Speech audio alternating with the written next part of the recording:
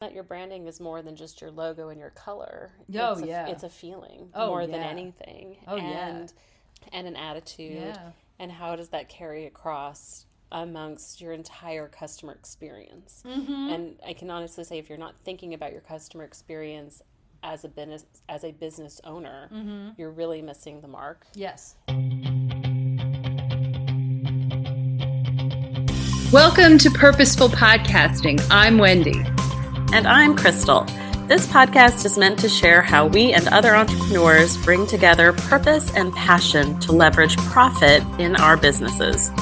We are shining a light on adventure-loving, purpose-driven, action-minded, authentic, and rebellious entrepreneurs. Just like us. So join us as we talk about business and life and everything in between.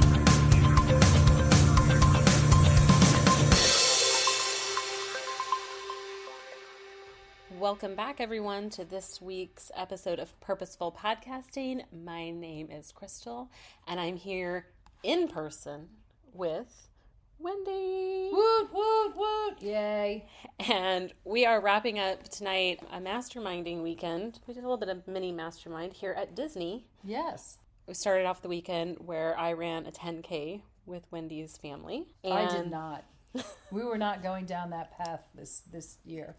But she was a great cheerleader this year. Woo. And we wanted... That's what coaches do. Yes, they do. She was a great cheerleader, a great motivator. We wanted to talk today about some of our reflections from this weekend and this experience, what it means to mastermind here at Disney, and why we think it's important for people to do something like this. Yeah. I was never, I will admit, I was never a Disney fanatic. I mean, I went twice as a kid. My parents were like, we are not wasting our vacation time going to Disney. We went to exotic places and, not Disney. And when my kids were little, I think when they were little, they went once. And now since in the past 4 years, they've gone now 3 times, which I think is ridiculously excessive. But that's not the point of this. But all of a sudden... Don't worry, you Disney lovers. I'm going to chime in here on the other side of it just a minute. But the thing is, the reason why we've actually come here 3 times in 4 years is because I have definitely bought into there's magic. And what does that mean? And one of the things, and it is a terrific place, absolutely terrific place to mastermind. And we'll definitely talk about some of the reasons why here. But it's also really interesting to look at, why is Disney successful? And is there anything that entrepreneurs can do to grab onto that and apply it to our businesses? Yeah. Yeah. So... now I want to hear what you think of Disney. Well, Disney's very magical to me. Yeah. And has been for a long time. When I was a kid, we had season tickets to Disneyland. And I used to go visit my dad for 6 weeks in the summer. I grew up in Kansas. And then I would go spend summers with my dad. And my parents were divorced. And he lived in Southern California. We would go as a kid. And it just was a very magical, happy time. During a time that was otherwise... honestly not so magical and not so happy for a lot of other reasons. And when I became an adult, my husband and I, when we were dating, when we graduated college, we came down here because KU was in the Orange Bowl, which I'm not a huge college football fan or football fan in general, but I'm enough of a fan to know that was a pretty damn rare event to take place. Yep. And we should, go and take advantage. And a lot of our friends came down here right after graduation, and we met them down here at Miami for the Orange Bowl, and then we drove over here to do Disney World for a couple of days with his brother. So that was obviously a lot of fun. And then I didn't do anything Disney for probably 10 years until we took my oldest daughter on a Disney cruise. And my oldest daughter has special needs and is developmentally delayed. And we went into the kids club and they were like, say no more. We got this. And they went so above and beyond to make that experience magical, not just for her, but for me, who was a mom of a special needs child and just drowning at the time. And they would do things like, they have a Marvel Avenger Academy, and they have Thor's hammer sitting there, and there was a sensor when you walked by, and thunder and lightning went off, which was great. But to a special needs kid, I mean, she was just hysterical, like just complete meltdown. And I thought, oh my God, we're never going to get her back in that kids club ever again. And this is like vacation gone south. They put a little note that when she scanned in with her little magic band, a note popped up on the computer, and somebody would go turn off the sensor when she was in the area. That's incredible. You know, we got a lot of exceptions to policy for different things, and this is not a podcast to promote Disney, but I mean, and now flash forward to today, we use a disability access pass when she's in the park. We are Disney Vacation Club owners. I mean, they were so good to her that my husband and I were basically like, shut up and take all of our money. And I think we've had to learn how to adapt our vacation styles because of our medical needs. Exotic places are really kind of off the book for us. Yeah. So I think that, you know, adjusting our expectations, and now this is some place we come back annually, been really, really good. And then flash forward to, you know, in the last 3 or 4 years, I did a conference here at Disney where I met really great people that I still connect with in work today. I came and I did my first half marathon here last year. Here with you, and that was incredibly special to me. And then, you know, doing this experience now, it really is a magical place for me. Yeah, and you know, well, and I think one of the things that just, and again, yes, this is not a thing to to promote Disney. This is really actually to talk about what are those key values and key strategies and themes that run through a massive, you know, international corporation. You know, and okay, so how can we use that? And I think the huge thing is definitely their customer service goes above and beyond. Really, overall, goes above and beyond anything I've ever seen. I've been in the hospitality industry now for, oh my God, too many years, 35 years. Is it 35 years? Yes, it's like 35 years. And nobody beats, I mean, they, don't get me wrong, they have rules, but they take every situation, every problem, and try to turn it into, how can I solve this problem? And how can I solve it so that the customer walks away with a good feeling? And you may walk away and not always have the exact answer you want or solution you want, but you walk away and say, you know, they really tried to sprinkle some of that magic dust on us, you know. So I find that to be, you know, I don't always see that customer service these days. And I think first and foremost, when you're in business, you have to be serving your customers, serving your clients. Yeah, under promise and over deliver. Exactly. And it's really hard to do that. And, you know, I think about the magic of it. And I don't know, I think that this year has been very much a year where, you know, we saw the Barbie movie. We did a podcast on the Barbie movie the last time we were in the same space together. And I think of it also now, like, I actually waited in line to get a picture taken with a couple princesses. And this is actually the second time that I've done that. And all of a sudden, I'm looking at these female figures who are not real, most of them. I mean, Pocahontas is real, but I think that's about it. But looking at them as role models, aspirational, you know. And I'm 58 years old. So there's probably not much that, you know, Cinderella is going to teach me. But at the same time, it's someone who was forced to work hard, forced to, you know, whatever her situation was, you know. And I think that it's really an interesting thing as well to look at these characters, and it's not just the princesses, but the characters in general, as being very aspirational and really true quality values. Yeah. Kindness, friendship, love. Overcoming adversities. Exactly. And maybe it's just because sometimes you can say we live in a shitty world, that being able to see characters that bring a huge smile to not just kids, but adults, you know, I was pretty geeked that I got to meet princesses and characters.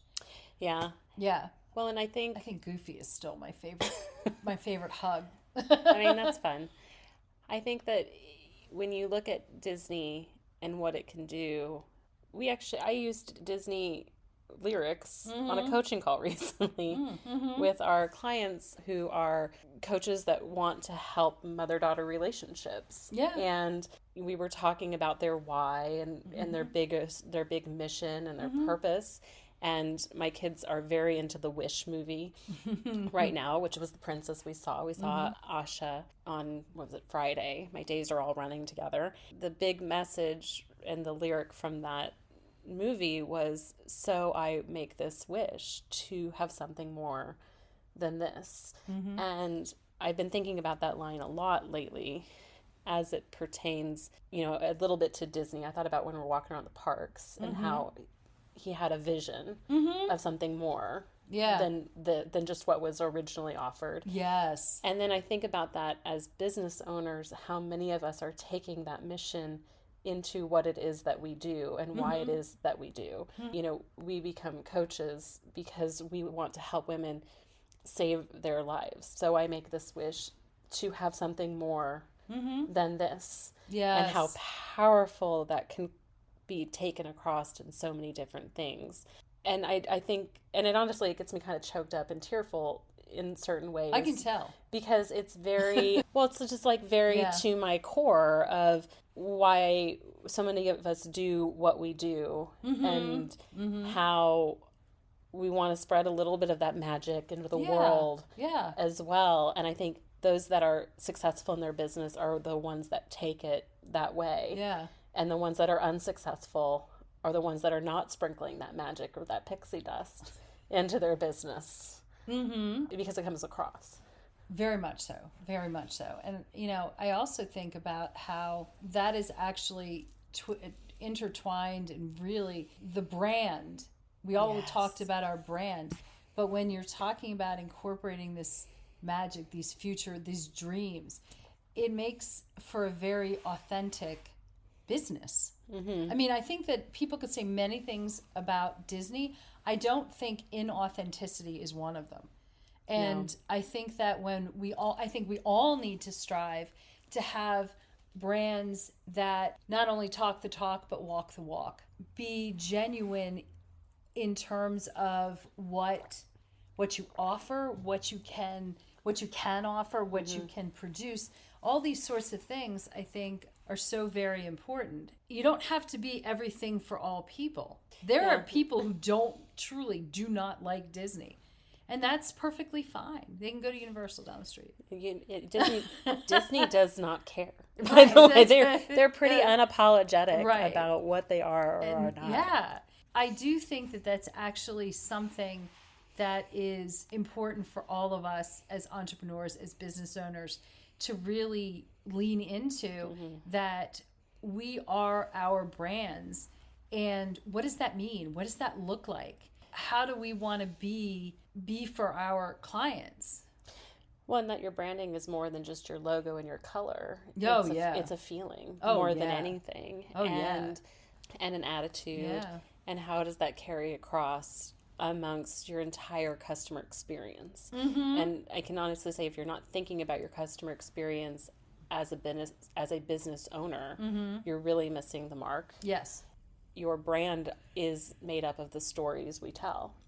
And so much of what we have to do as business owners is to tell more stories. Oh, that's very... Which I have to remind myself frequently. Yeah, and quite frankly, nobody really does that better than, no one does it better than Disney, who really learned that from Walt Disney. Yeah, the storytelling piece of it is just huge. Well, it's really foundational. It's foundational. I think that if you don't really know your origin stories as a brand, and you don't really know your whys and the stories of what brought you here, and that's not coming across in your marketing and in your messaging, you're really missing the mark, and you're missing an opportunity for connection, because frankly, none of us would connect to Disney as a brand if we gave like facts and figures, and if he came out and said, I really just wanted to make $1 billion and I really wanted to do this, if he just gave like the facts and the figures of like, well, I got started, and I don't even know what year he got started. We walked through the museum too, and I didn't pay attention. Well, it's the 100th anniversary. So there you go. I got started in 1924. I decided that I wanted to build this park, and I paid if you gave fact, I think so many of us, when we talk about our origin stories, we tend to want to give it to facts and figures, and that's really not what it's about. It's about feelings. It's about a feeling, and it's about really understanding what makes you tick. And what informs your decision making as a brand. And I think that those stories really need to be told more. Well, the interesting thing is, you never want to walk away hearing someone's story and then tilt your head and think, oh, that could have been someone else. When you talk about, we are all so unique. What is your thumbprint? What is your fingerprint?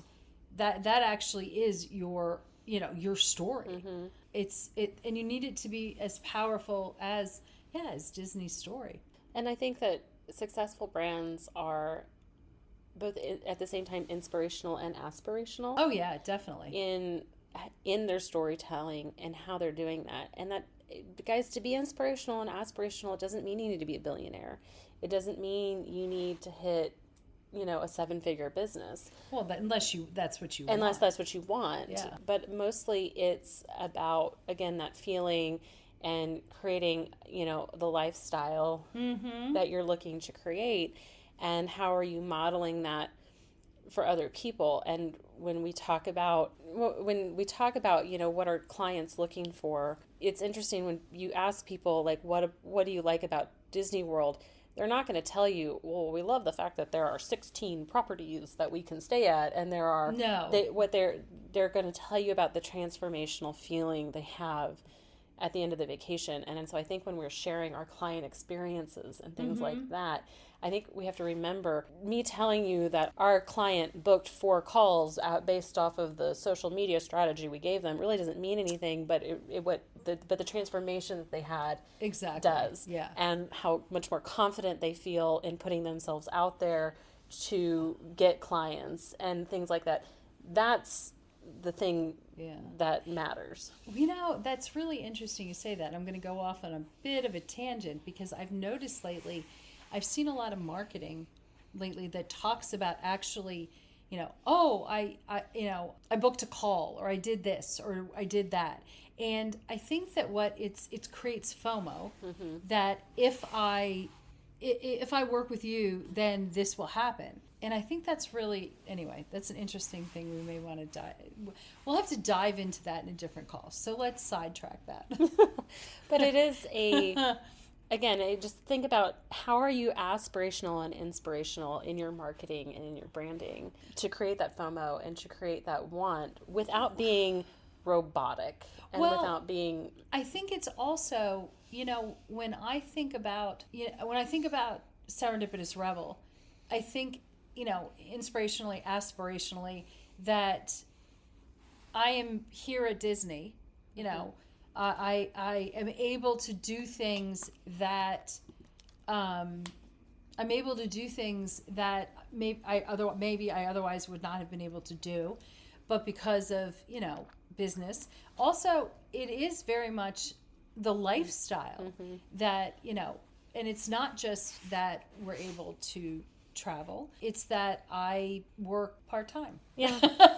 Ooh, guess what my real idea was. You guys can stay tuned, go find it on Instagram, but it's basically what we think success in business looks like, and what it actually looks like, and you get to define what success looks like. And I think our ability to one, be able to take the time away from our business because we have to set systems and things in place, and to be able to spend the money to come here and do this and take the time, and then really use this weekend as a way to celebrate a lot of wins and to unwind with self-care and to do things that we really love doing, and then connect with people along the way, with your family at the beginning of the trip, with other people that we network with in online business today. It just really created some fabulous opportunities to savor our life, if you will. Yes.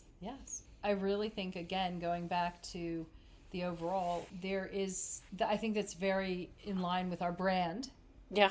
And very in line with our messaging, and very in line with, so that people know who we are. Yeah.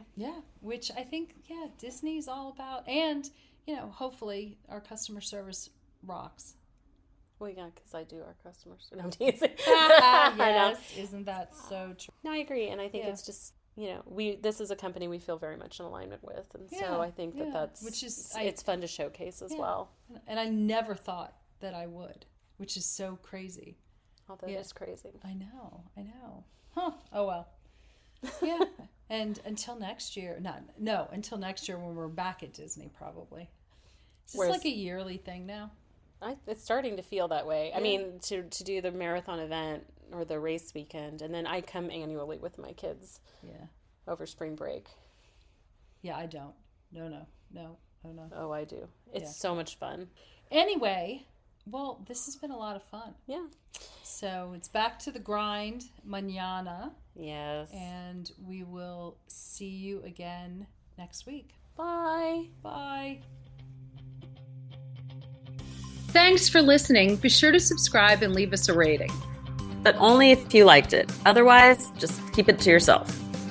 You can learn more about purposeful podcasting on our website at serendipitousrebel.com. And if you have topics you'd like to hear about, be sure to submit them on our website or DM us on social media.